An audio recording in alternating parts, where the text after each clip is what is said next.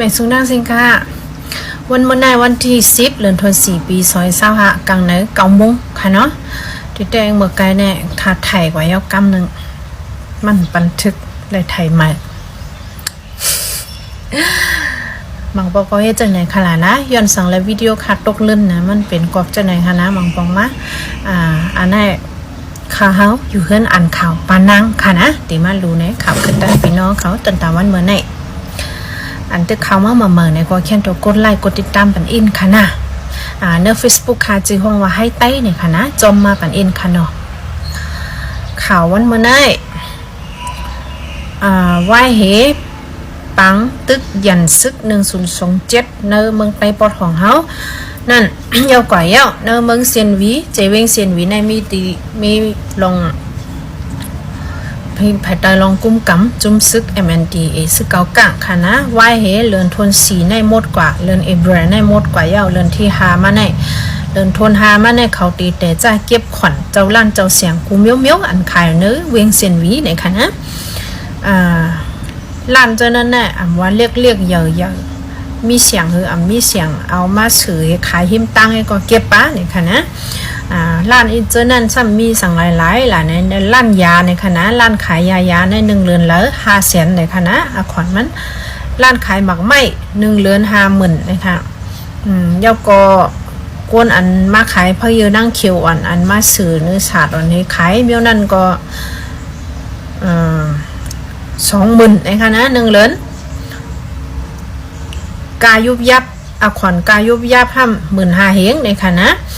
อันเจอในเป็นกาขันมันอันเขาตำวางไว้พวกกนเมืองขายก็เดลัยจ่ายกาขวัญมันเนี่ยค่ะนะ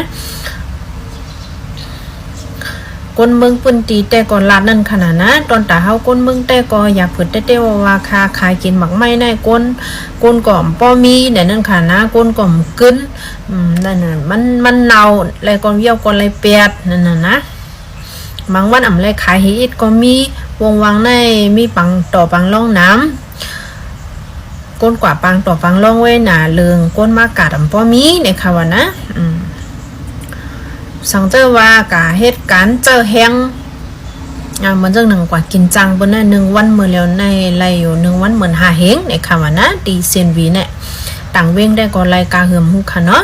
อันนั้นได้นะเว้งเซนวีในค่ะนะพวกกาจังกินจังกะเฮ็ดให้เฮ็ดหน้าอำนั้นก็กะเฮ็ดเฮือนเฮ็ดสังงานนั่นน่ะนะการเมืองเฮามันก็ได้มีจังนั้นขันกุ่นขันยังขันน้ำมันขันข้าวสารน้ำคืนกูเมียวนี่ค่ะเนาะเยาก็มีแทงจ้าเจออันเอา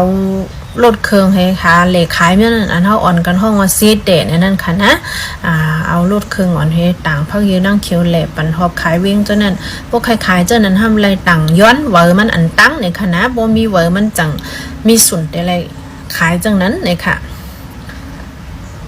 คนเมืองอ่อนกันทุกย้อนนั่นน่ะนะมันกายแห้งนะแค่ตัวย้อมปันอีนึงตึกว่าย้อนไว้จังไหนเนี่ยค่ะนะตีว่าคือได้กลมไปว่าไผ่เจ้าหน้าที่ MNDA เขาไปออกมาลาดสังเลยค่ะ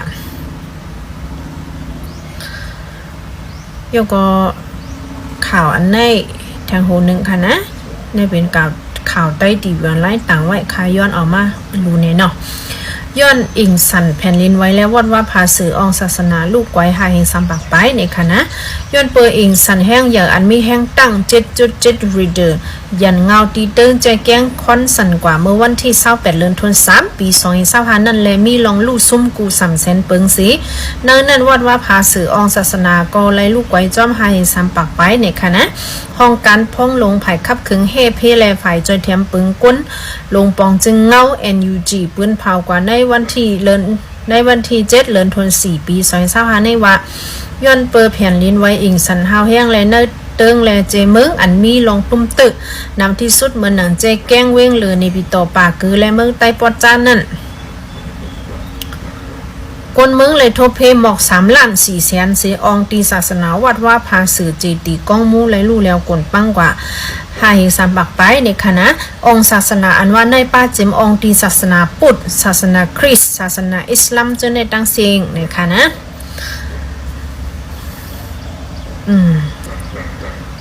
ย ง่ายๆค่ะนะ NUG เต็มบอกแทงว่ายอดอิงสันและอองลุ่มลงบองจึงห้องยาเยเงินโคแหละเส้นตั้งอันลูกไว้มี4เฮง6ปากไป3หลังเฮิรนเยลูกไว้32,000เฮง3ปาก60ไป8หลังโฮเห็นลูกไว้5ปาก50ไป4หลังในค่ะนะในก็ตาเดขึ้นเหตุการณ์ปกป้องกอมง่ายๆค่ะเนาะเมืองมัน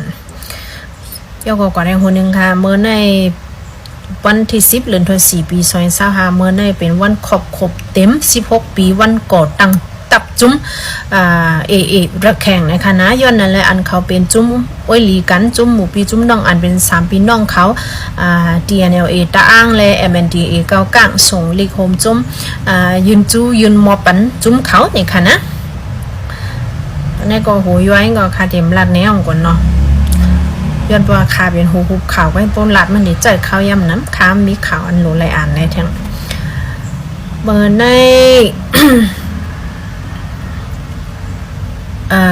จุ้มข่าว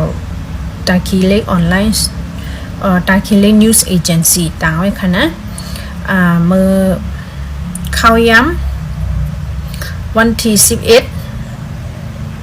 เดือนธันวาคมปี2025แต่เอาย้ำกลางคืน10 โมงกว่าภายหลังนั่นตาเนื้อ24 ชั่วโมงให้พังด้วยปันผลลงจังตรงมาหาเยอะในคณะ